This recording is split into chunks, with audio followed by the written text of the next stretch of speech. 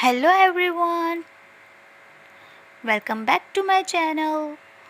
Let's enjoy this video. Learn to draw. 3, 2, 1. Let's get started. So guys, आज हम बनाने वाले हैं हनी बी। तो मेरी वीडियो को एंड तक ज़रूर देखिएगा क्योंकि आज मैं आप लोगों को बताने वाली हूँ step by step honey bee हम कैसे बनाएंगे। तो वीडियो को एंड तक ज़रूर देखिएगा, लाइक एंड शेयर सब्सक्राइब ज़रूर कर दीजिएगा। सो हम स्टार्ट करते हैं हनी बी बनाना, उसमें कलरिंग भी करेंगे।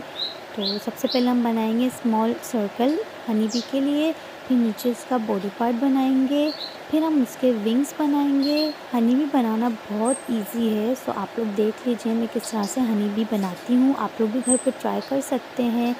सो आप लोग वीडियो को एंड तक ज़रूर देखिएगा तो आप लोगों को भी समझ में आ जाएगा कि हनी बी किस तरह से बनाया है मैंने।